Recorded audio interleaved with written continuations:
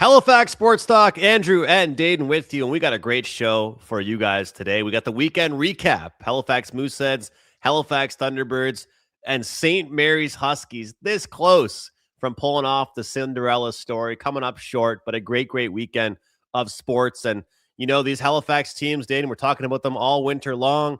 The sun's out, the snow is still there, but it's playoff time, man.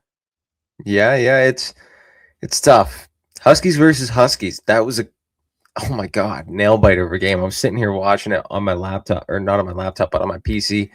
2-2 game, or yeah, it was a 2-2 game, right? Going into overtime, I believe. 3-3. 3-3. Okay, right, because they went up 3-1. The final was 2-2, but either way, the final was a great game too, Andrew. This whole U Cup, it was playoffs. Halifax is also going into playoffs with the team behind me right here. So, big weekend coming up. But first, we got to talk about the end of the regular season with that team because it wasn't very pretty either. Oh man, yeah. Let's start with there then. You segue at this Halifax Mooseheads team had won 3 games in a row. They had won both games of a back-to-back against St. John. They had won against the Cape Breton Eagles. And we've talked about this before, and we talked about it actually at the very, very beginning of the season when you and I started Halifax Sports Talk together, and we started talking about the Q. Would the Newfoundland Regiment have an advantage playing at home, almost similar to the Vegas Golden Knights when they started at home? Obviously, for different reasons. There's not as much probably going out and partying, but it seems like teams did have a tougher time facing Newfoundland when they were on the road versus when they played them at home. You want to talk road home splits? Well, Newfoundland got the job done not once, but twice against the Halifax Mooseheads. We talked last week on the show how important it would be to end the season off on a good note. We knew the Mooseheads were going to play Moncton or Chicoutimi, 2 powerhouses. And now, well, it's out. The cat's out of the bag. They're playing Chicoutimi. It's going to be tough, but not a good way, Dayton, to end the season off whatsoever. Not at all, Andrew. Not at all. First off, you go to Newfoundland and you get pumped 6-1 the first night. That's not very pretty. At least you can go the second night and you get a lead. You actually get a very big lead thanks to one of your veterans playing one of his final regular season game of his junior career. And then you go and let him down like that by letting in 5 goals in a stinker of a game. Oh my goodness. 5 goals in the third period. Brad McKenzie, we were just talking about this, Andrew. How is he going to change up that coaching style when it comes to playoff time? I don't know. But losing on a stinker of a 5-1 game definitely deserves some sort of a coaching change in the style of play. You talked about the fast pace. I don't know how that's going to work against a big game like Chicoutimi. It's tough when you lose 2 stinkers like that. I'm using that word stinker quite a lot because that's the only the real way I have to describe that weekend from Halifax. Your big boys showed up and you still let them down, Andrew. It was tough. Well, let's put it this way. 103 points on the year for Chicoutimi. Halifax was 64. Pretty much most teams make the playoffs in the Q. You have to have had a real bad year to not make the playoffs. And yes, I'm looking at you, Gatineau. I'm looking at you, Bakemo. But other than that, you make the playoffs if you've had a serviceable season. But when you look at this, 103 points to 64 points, there is a considerable difference between these two teams. And obviously, that's how the playoffs work. You got to play the games, you get into the dance, and you see what can happen. But that's the big question, Dayton. Like, I'm really curious, and you and I are going to be doing post-game shows. We're going to be talking about this series throughout. Hey, we wanted the Mooseheads in the mix. We wanted them in the playoffs. We looked forward to breaking down the playoff games because that was going to be a ton of fun for us. But, the big thing, and I'm sure fans out there, we want to hear from you guys, but is this team going to be able to play any different? Because I don't think they're going to be able to play that fast style of hockey that Chicoutimi wants to play and have success, Dayton. I mean, you talked to me before the show started about kind of a trap style and, a goalie stealing the game. And unfortunately, Owen Brisson will miss the first 2 games because of a goalie fight I mean, look, I understand it's in the rule book, but and look, a ton of respect to Nick Circa, but obviously we know Brisson was the number one. So there's a lot to take into this game and this series, but very, very tough to see how they closed out their regular season. The only thing we can really say is, man, oh man, this team's going to be fired up at practice all week. And if you ever wanted to have that kind of, that punch to wake you up, well, they got punched not once, but twice to end off the regular season. Definitely. Punch is a big word. There's something I do want to bring up when we were talking about it before the game was the that little graphic that the Talking Puck and QMJHL News posted on their Instagram.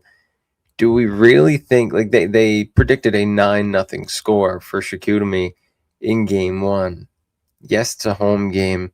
Yes, they have an absolutely stacked roster. A couple of their guys, like Messi Massé, scored 50 goals this year. He's got over 100 points. So, and the top guy for Halifax is Kulibiak, and he's got like 49 or 46. So, like, that really doesn't compare. All, like, no shade to Kulibiak, and he's a great player, probably their best player. But can Kulibiak and Kennedy and Carrier and then Phillips, Doyle, maybe a little bit of Guilfoyle as well up front, can those guys like stop the absolute firepower of Chicoutimi? I don't know, Andrew. I really don't know. But I don't think it's going to be 9-0. That's what I want to say. It's going to have to be shots from the point, a good goaltending from Circa, and just a lot of good zone exits, and most importantly, stay out of the box. We're going to recap you guys with every Danny game. Walters. Yeah. Well, that's the problem. I think you mentioned Danny. The big thing is, though, he's a guy built for the playoffs, the way he plays. I think they'll keep their whistles away. You know what I mean? You hope so. But then you never know with Q refs. You never know. Yeah. Like they won't call a hit from behind, and then they'll call like a hooking out of nowhere, right? Yeah. It's tough. Yeah. I know in the 2023 run, there was a couple of refs that Halifax fans were not fans of. Definitely not fans. To put it lightly, they weren't really fans of them. So, yeah, we'll discuss it more on the Thursday show. But the matchup is set, and we'll just throw this up here on the screen here just to give people an idea that are watching on YouTube right now with us or on Twitter. January 15th or January 31st, we'll go backwards here. 8-3 win for Chicoutimi. On November, I don't know why this isn't in order there. This 2025. Okay, there we go.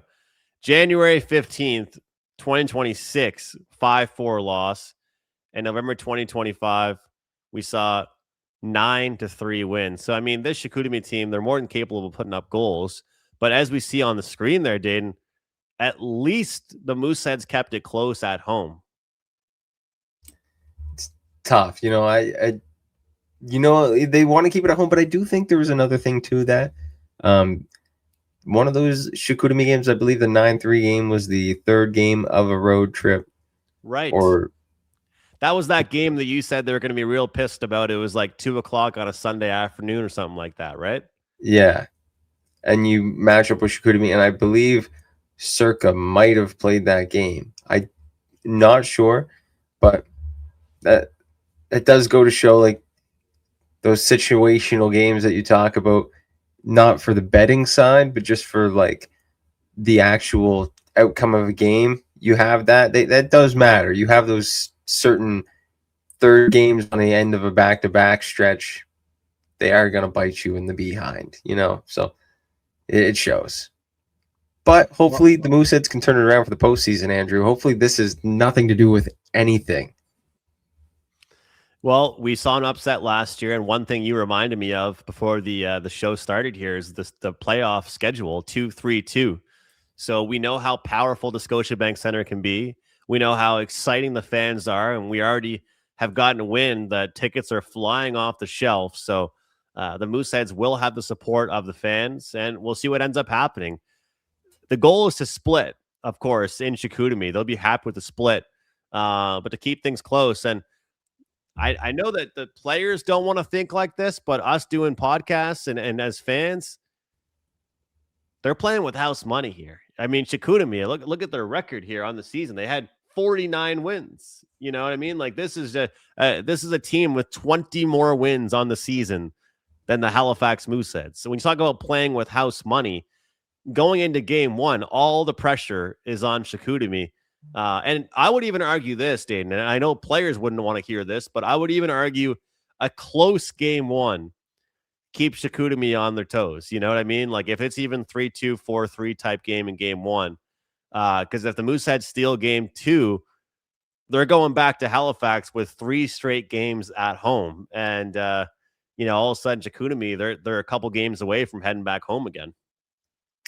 The only thing I'm going to say is that it's going to take a bump. It's going to take like a bump or a bounce to go the Mooseheads' way. Unfortunately, last year, that was Riley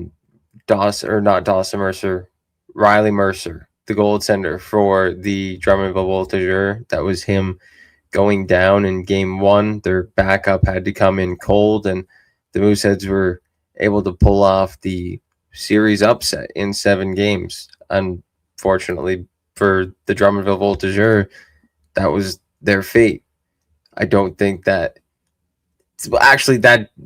that's not going to happen this year because Chicoutimi has 2 amazing goaltenders, and I don't want to wish that upon anybody, but it's going to take a bounce like that, if you know what I mean. It's going to take some sort of like crazy bounce for the Moose to like pull this off.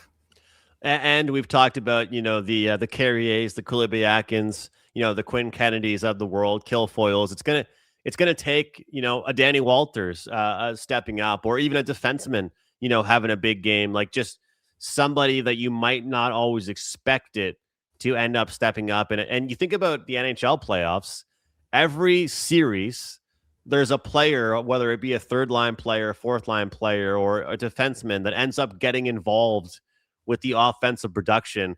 And if you are somebody outside of the top 4 players on a team and you open the scoring for your team, it takes so much pressure off the Carriers or the Kilfoyles or the Kulibiakins, and it helps out at everybody else, right? So when you get someone down the list that makes something happen. So we'll touch on it more on Thursday.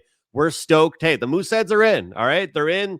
The regular season, it's in the past. They did not end the season on a good note, but we look forward to it. You guys can catch us post-game live on X and YouTube and Facebook after every single Moose game. Probably about 10 minutes after each game concludes, we're going to go right on and live. And you guys can catch us, of course, recorded post-game. If you missed the live show, you can catch it, of course, on X or YouTube as well. But we're pumped up. We'll recap the games, and we'll try not to be too mad at the officials, but I got a bad habit of not being happy when I'm cheering on one side. So we'll have a really fun time with that. Definitely, Andrew. Definitely, Andrew. And like you were just talking about, if Mooseheads fans remember, Game 5 last year, Lincoln Waugh. That's all I have to say. Just yes, sir. Remember, folks. Heroics. Yes. All right, let's talk about the AUS, or I guess I should say the U Sports. St. Mary's, I mean, we touched on it already off the get-go, but I got to just say this.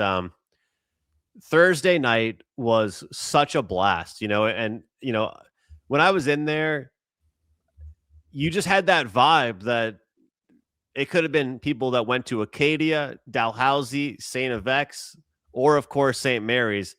The whole building just was cheering on the home city. And it was fantastic. And everybody knew there was that vibe in the arena. It's like, can they pull off this upset? Can they pull off this upset?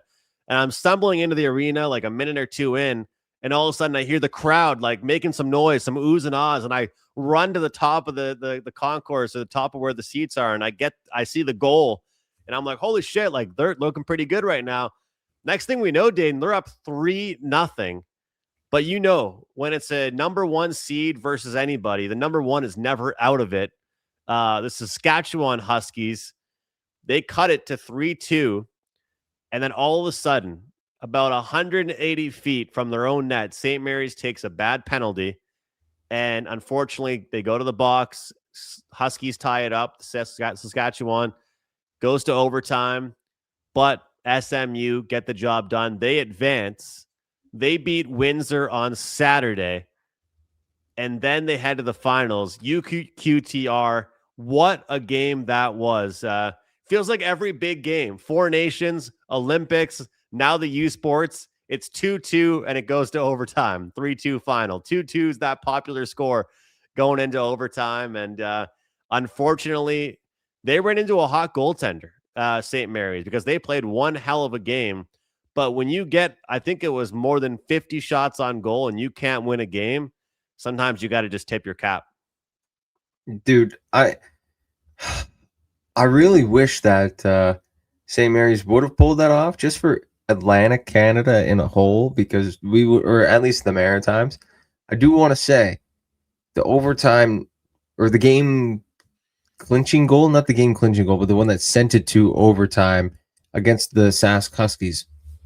How often are you seeing nowadays in hockey, especially on the power play, a guy will set up like they did on the half wall and just sling one across the crease, and someone will set up with their blade on the back door or their skate on the back door, and it goes through everybody, and they just somehow will sneak down that weak side, stick on the ice on the back door, and it just redirects in. You see it more and more these days because people are focused on, like, they'll set up on the half wall instead of quarterbacking up at the top. And I don't know, it was a nice play, but luckily there was a nicer one in overtime for St. Mary's. A good goal. It was a little one-timer, and they beat them on the blocker side.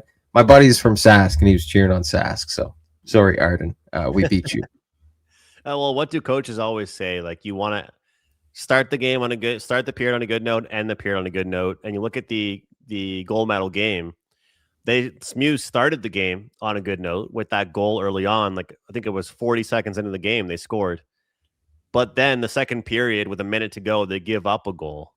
And that goal was tough to give up. It was, they kind of lost track whose man was who. And those are the kind of goals you look back at. And there was one play in the third period where they had so many chances. There were juicy rebounds. Everybody was piling around. And Ben Allison, who was so phenomenal all tournament, he was kind of banging a stick on the ice. He wanted the puck slid over to him one more time. And I can't remember who it was. Someone took the shot. And Allison looked like just hand on his face, like he was kind of spinning around. Like, he wasn't like upset at his teammate. He just was like, oh man, if only he knew I could have one time this, because they were passing around too much and someone just had to rip it and he couldn't find the end of the back of the net. But one thing that's tough, and you kind of had a feeling that's how the game was going to end. The game winner, the goalie for SMU, didn't even see it at all. Like, it was a great screen, great shot from the point. It pretty much went into a wide open net. Like, there wasn't really much to beat there. It was just a great screen, and unfortunately the goalie didn't see it. But it goes to show these host cities, man. We saw it. We talked about it a lot on the show, but when St. John hosted the Mem Cup and SMU was off for a while, they got healthier, and you almost pull it off. And one thing I wanted to mention to you, I thought was kind of interesting before we got to wrap it up soon, but the basketball, the U Sports, they're not just one and done. They get to do a consolation bracket. Yeah. But the hockey guys, they fly across the country. You lose your first game, you're boozing for the next 2 days. Like, these guys were like, oh yeah, like, our plane's still flying home on Monday no matter what. So yeah, we're just in town. But in basketball, you play like for 5th place or for 6th place or whatever. But in hockey, you lose one game and you're just out.